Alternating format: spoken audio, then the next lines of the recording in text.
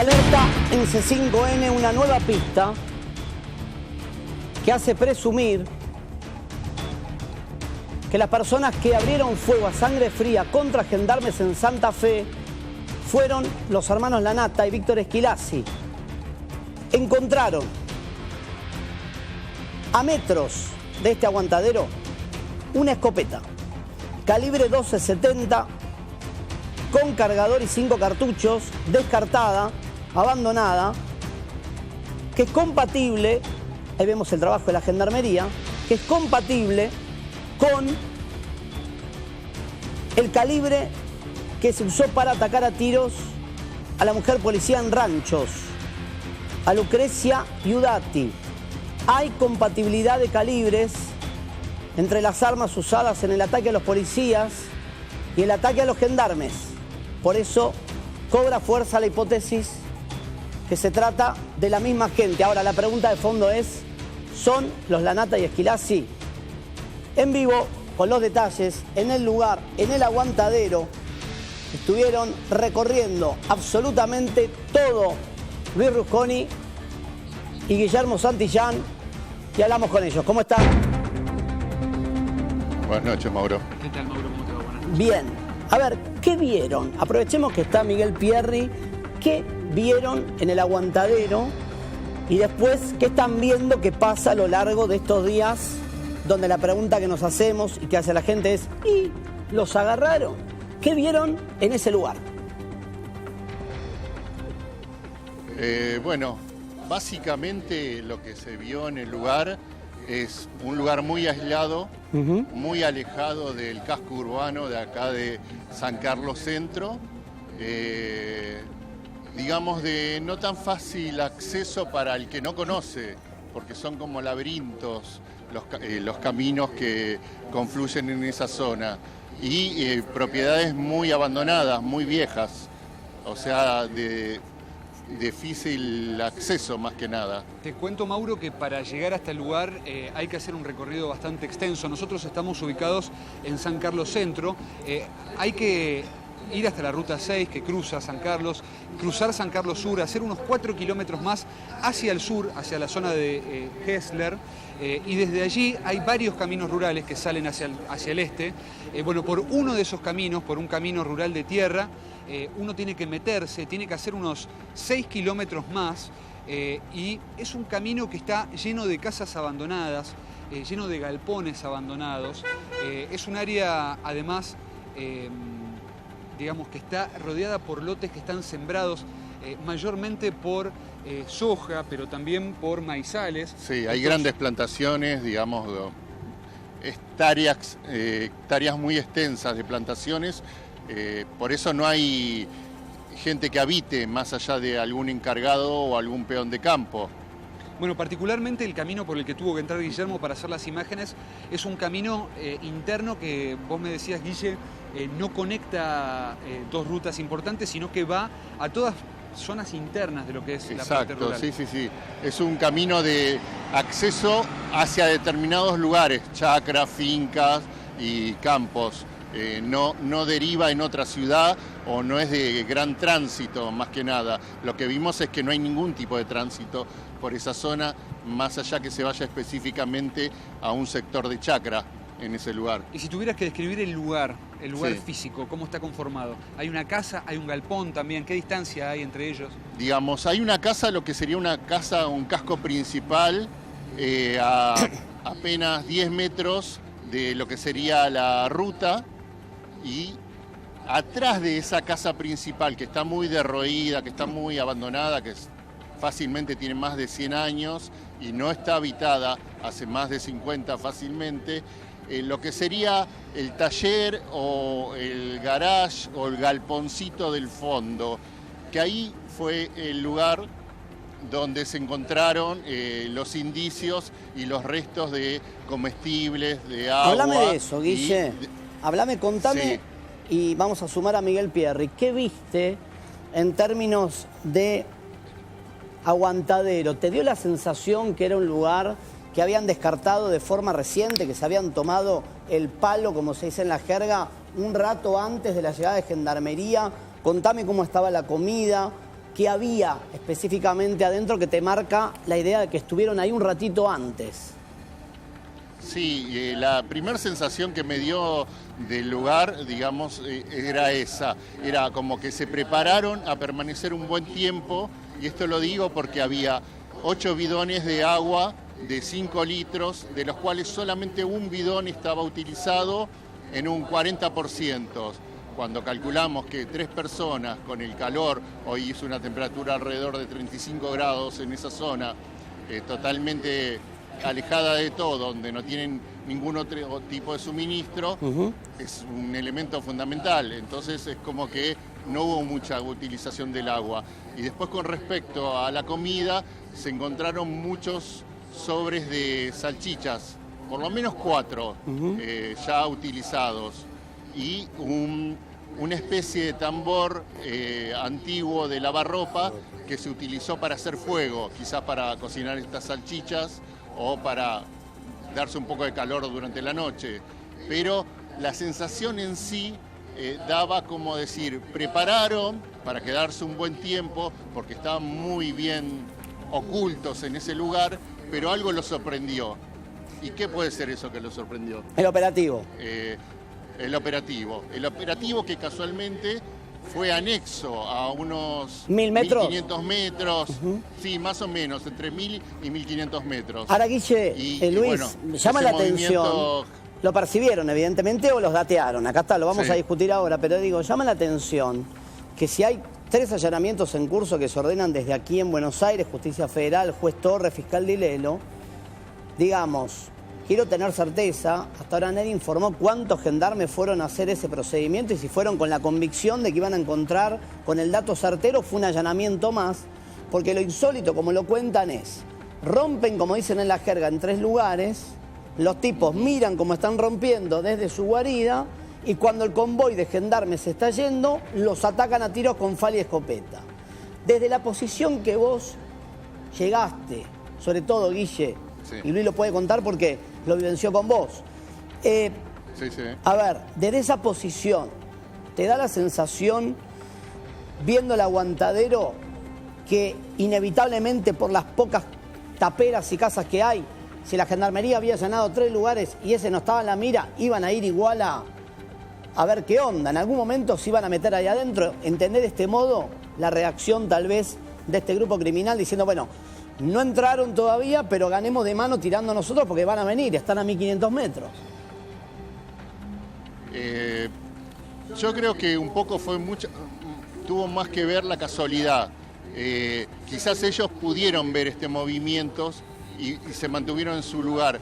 Por lo que tenemos entendido acá con Luis, es que esta camioneta que se encuentra casualmente con ellos se quedó relegada al grupo, que el gran grupo que estuvo allanando como que se fue del lugar y ellos como que se quedaron levantando los conos, haciendo alguna cosita y salieron un tiempo después, y en ese tiempo después es cuando se encuentran con ellos.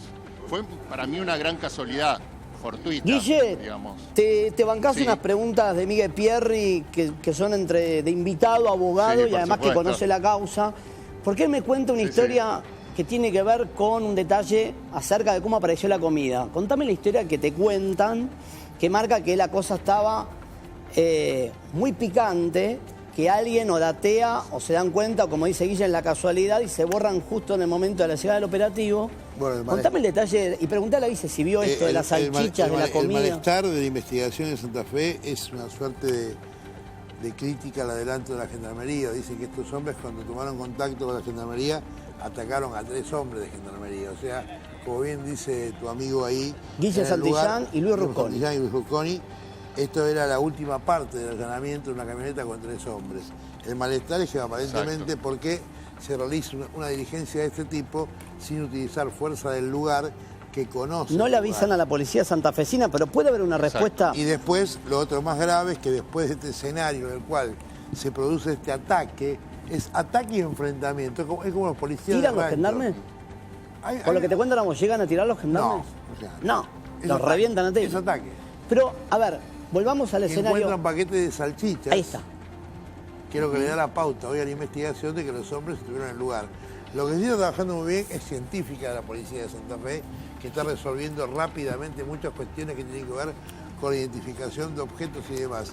Ustedes ayer preguntaban si no estaba la división Canes. Llevaron prendas de las celdas que secuestraron en General Alvear, que están siendo identificados por los años para poder trabajar.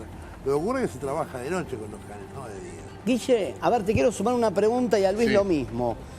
El lugar tenía como una especie, contame, y vamos a ver imágenes del sobrevuelo, le pido al dire, de lo que fue el operativo buscándolos una vez que ya habían atacado a los gendarmes. Me dicen que recién la notician a la policía de Santa Fe a las 3 horas. Una vergüenza. Una vergüenza. Hay un tema raro, después quiero discutir el tema político, judicial, lo que se llama en el ambiente el puterío jurídico policial. Jurídico político policial, el triple puterío, el triple P. Por ahí anda. A ver, Guille, Luis, había ¿vos llegaste a pie o en auto? ¿O fuiste en auto una parte y después a pie? Fui una gran parte en auto y después me moví a pie, digamos, con los equipos. ¿Y qué mirada tenés acerca de si es posible llegar sin que nadie vea, manejando una camioneta Kangoo que vamos a ver ahora, que es eje de una comparación, para ver si es o no la Kangoo que aseguran le robaron, o Cristian Lanata, el prófugo, le robó a la ex suegra? ¿Podía movilizarse tranquilamente una camioneta sin que nadie lo perciba o se nota el paso de una camioneta en esos caminos rurales? Es muy aislado ver tránsito por la zona. ¿Cómo lo ves? Los dos, le pregunto, ¿no? Yo creo que, sí, particularmente creo que no habría mayor inconveniente.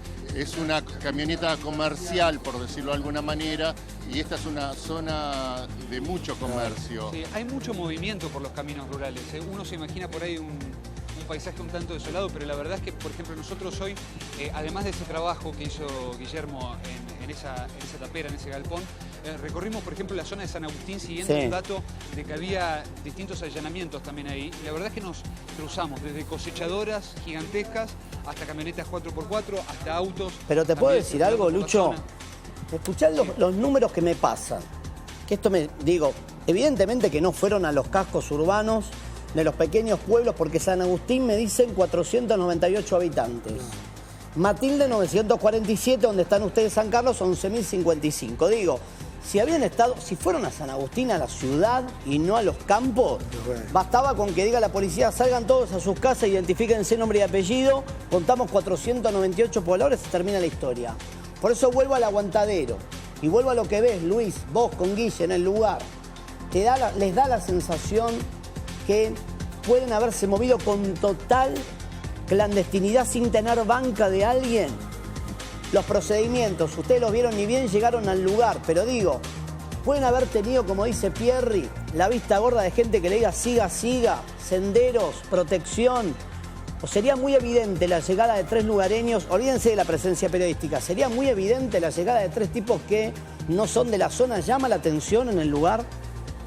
Mira, no sé si es evidente, Mauro. Lo que sí es muy difícil de pensar que alguien que no conozca la zona pueda llegar a encontrar o directamente a imaginar como solución al problema que tiene de tener que ocultarse de las fuerzas federales de seguridad una casa abandonada en un determinado lugar en el medio de un paisaje rural aquí en la zona central de Santa Fe. Digo, no suena como algo razonable, suena como que o ellos conocían muy bien la zona de antes o de alguna manera alguien,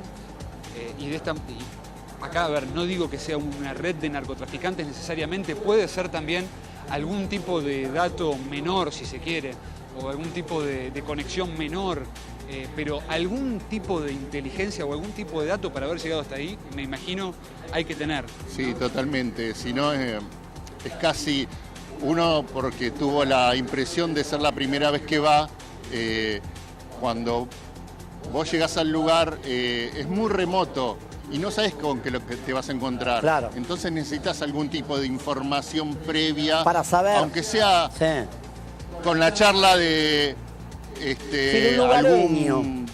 de un lugareño, exactamente, Guille, pero que escuchá, te comente algo. Mira, estamos viendo, aprovechando el material que hiciste hoy, la verdad que se están bancando un laburo tremendo.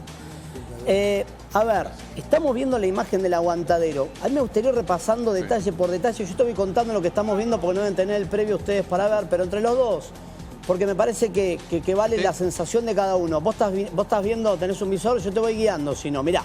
La gendarmería que estaba todavía en el lugar, ¿sí? ¿Qué le llamó la atención de todo? ¿Con qué imagen te quedás como diciendo, qué raro esto en el medio de la nada, de todo lo que vieron? A mí particularmente, que lo comenté en otra oportunidad, fue el cartel de bienvenida que tenía el aguantadero. ¿Cómo? Que era un Sí, ese es un dato Pará, interesante. joda, Guille. Si querés, No. A ver, si querés, cuéntenme. Mauro, hacemos un repaso. Te hago un inventario que lo hicimos hoy más temprano de todas las cosas que ven en el lugar y terminamos con eso, porque la verdad que es un dato Dale. llamativo, casi diría de color. Adentro de este galpón había 8 bidones de 5 litros de agua. Solo uno estaba usado y estaba ubicado sobre una mesa. Vamos despacito, Había pará. Vamos despacio. 5 bidones de agua, solamente uno usado. Vamos anotando. 8. 8 en total. 8 bidones de agua De de 5 cinco. litros cada uno. Solo uno que estaba empezado, que estaba ubicado sobre una mesa. Esperá que vamos despacito, va a anotar el videógrafo. 8 bidones en el aguantadero de 5 litros, solo uno empezado. A ver si podemos ir anotando qué había en el aguantadero. Es el inventario. Sigamos. Una pava que estaba en el piso. Una pava. ¿Qué más? Un tambor de lavarropas donde aparentemente se hacía un fuego, seguramente para cocinar. Sí. ¿Qué más? Paquetes de salchichas abiertos y cerrados también, tirados en el piso. Jugos en polvo, Sí. pan lactal Sí. y un tetrabric que no queda claro si es de vino, si es de leche o si es O de de algún algún otro tipo de jugo, jugo sí. también. ¿Y por qué, a ver, por qué presumen ustedes que estuvieron ahí? Pregunto, hago la pregunta a la gran Mauro Viale. Pregunto, ¿y por qué piensan que necesariamente es el aguantadero de los Lanatas? Se la pregunto a Pierri. Y de Esquilazzi, no de 3 malandrines de poca monta, o de 3 cazadores furtivos, o de 3, como dice en el ambiente tumbero, de 3 malandras que se estaban escondiendo un hecho de menor cuantía, Miguel. La investigación policial dice que ese era un máximo aguantadero, era un refugio provisto con alimentos para que llegara Para varios a días. ir a abastecerse. Evidentemente, no tienen dudas. Además, le llamó la atención la marca del agua, pues es una marca de Sí. agua local de Santa Fe, no es una marca nacional. De Rosario, ¿no? Sí. El agua es, los bidones de agua que se encontraron son de una firma rosarina. Y exactamente han tomado el número de registro, partidos y lotes 8 para bidones. ver cuándo fueron vendidos, y esa era una punta de la investigación. Bien, o sea que vos pensás que era un lugar armado para bancar la clandestinidad. Tal lugar. Pero ¿por qué no de chorros comunes? ¿Por qué de ellos? El dato es muy preciso, el que dice vayan a allanar en ese lugar, por lo que a vos te cuentan, el dato que le Pero llega a la justicia darle federal. semejante logística a chorros comunes, ladrones de banco ahí a pie. No tiene sentido. No tiene sentido. De hecho, nosotros tuvimos una fuga de Devoto en el año 94 de Valor y su banda, y realmente no tuvo esta logística, cayeron tiempo después. Ahí está el cartelito que dice Guille. La verdad que suena hasta una burla. ¿Qué quieren que le diga, muchachos? Un cartel con la palabra welcome. Una camioneta que la vamos a mostrar ahora. Contámelo de la camioneta, Miguel. Ellos no la vieron porque llegaron al día... O sea, horas después a la camioneta la habían retirado. Pero tenemos la foto que obtuvo un colega. La NSD 960. La camioneta que hayan adentro del aguantadero, que es la Kangoo NSD 960. Vamos a explicar el tema de las camionetas y vamos a ver... Le voy a preguntar a ellos que estuvieron ahí si el lugar daba para el cobijo de una camioneta. Mira, estamos mostrando, le cuento a Guille y a Luis. A la izquierda, la famosa Kangoo, que ahora te voy a preguntar, Miguel. La ex suegra de Cristian Lanata dice, se presenta a las 5 de la tarde del 31 de diciembre, entre llantos, aseguran algunos, en la DDI de Quilmes para decir, me robó Cristian Lanata la camioneta a mano armada. Y yo pregunté, pero qué raro, se escapó de una cárcel y al 5.º día de la fuga va a visitar a la suegra. Además a la suegra, con la connotación que tiene para muchos, no para mí, visitar a la suegra. Y por otro lado, le afanan la camioneta a mano armada. Y por otro lado ahora encuentran, esto es lo insólito, en el mismo aguantadero donde estuvieron hoy Guille y Luis, una camioneta Kangoo, de otro color, sin el portaequipaje, con el mismo tipo de patente, el mismo número calcado. Primero le pregunto a ellos que estuvieron ahí, ¿daba como una especie de lugar para estacionar adentro de la tapera o había que frenar afuera? No, el lugar estaba todo rodeado con un monte, tanto de cardos muy altos como pastizales. Sí. muy altos, arriba del metro, metro y medio, árboles, y era bastante inaccesible para poder llegar con la camioneta dentro de lo que sería el refugio. Seguramente había otra construcción de ladrillo derruido muy cerca, que es lo que sería en otra época un chiquero, que ahí podría haber pasado tapada la camioneta tranquilamente. Bien, sé que están cansados, sé que son dos gladiadores de la noticia, les pido que me banquen, paciencia. Les pido un ratito. Voy a hacer una pequeña pausa de 1 minuto, porque hoy vamos a analizar y nos vamos a hacer una pregunta. El misterio del cuarto hombre.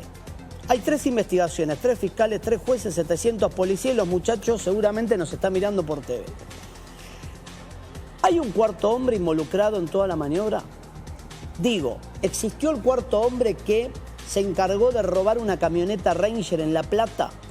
La llevó a Chascomús, la hicieron adulterar, salió como chofer de la banda para volver a la zona sur del GBA y cargar a los prófugos el día jueves, para luego retomar a Chascomús, que era una zona de aguantadero o una zona conocida por Martín Lanata como Coto de Casa, la zona de La Valle, y en ese contexto acribillan a tiros el control policial. Ya está con nosotros Diego Ferrón. Vamos a escuchar una historia en primera persona. Lo conozco a Diego exactamente desde la semana que encontraron a su hermano brutalmente asesinado. Este pibe tiene una grandeza para bancarse la historia. Y yo le dije una vez a Diego, le dije, Diego, esta sociedad es una mierda. ¿Sabes por qué? Porque como a tu hermano lo mataron bajo el mote de narco, a nadie le importa. Y un día lo hablamos y Diego me mostró un tatuaje que se hizo en homenaje al hermano. Y yo dije, este caso merece la misma resolución que cualquier homicidio, aunque sea en ocasión de robo. En un rato, la palabra de Diego